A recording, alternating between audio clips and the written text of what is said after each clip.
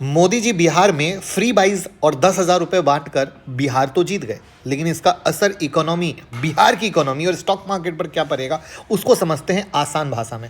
लेकिन पहली बार आए हो तो फॉलो कर लेना। सरकार ने इलेक्शन से पहले काफ़ी चीज़ें अनाउंस की। औरतों को 10,000 रुपये, स्टूडेंट को मंथली भत्ता, फ्री बिजली, वर्कर को 5,000 रुपये। और इन सब का टोटल खर्चा आपकी सोच से काफ़ी बड़ा है, जिसको मैं एकदम ईजी एग्जाम्पल से बताता हूँ। बिहार का फाइनेंशियल ईयर 2025 पकड़ लीजिए। खर्चा है 3.49 लाख करोड़ का, इनकम है 2.45 लाख करोड़ का, तो डिफिसिट हो गया 82,000 करोड़ का। मतलब जितना आ रहा है उससे ज़्यादा पैसा जा रहा है।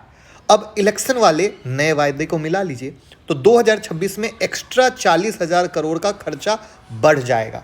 तो सिंपल मतलब हुआ कि आपकी इनकम 10,000 हो और खर्चा 14,000, तो आप क्या करोगे? उधार लोगे।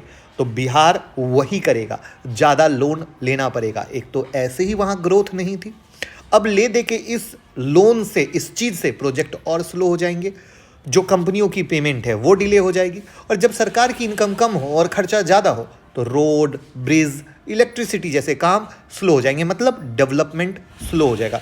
यानी डबल इंजन की सरकार तो कही जा रही है, लेकिन इम्पैक्ट आने में समय लगेगा। और इससे रिलेटेड कंपनियां जिनका बिहार का ऑर्डर होगा वो स्लो होगा, यानी शॉर्ट टर्म में निगेटिव रहेगा। लेकिन चूंकि 10,000 रुपये बांटे गए हैं तो कहीं ना कहीं कंजप्शन के लिए फायदा होगा। तो सीधी सी बात है, जीत बड़ी है पर खर्चा उतना ही बड़ा है। तो कुछ सेक्टर को फायदा है, कुछ को नुकसान है। लेकिन मोदी जी को कुछ तो करना होगा बिहार को आगे लाने के लिए, क्योंकि मैं खुद बिहार से हूं और मैं चाहता हूं कि बिहार आगे आए। आपका क्या विचार है और कैसी लगी लर्निंग, कमेंट में बता के शेयर कर दीजिएगा भैया, सबको पता होना जरूरी है। और इंस्टाग्राम या यूट्यूब मेंबरशिप ज्वाइन कर लीजिएगा तो आप दूसरों से आगे रहेंगे। Thank you.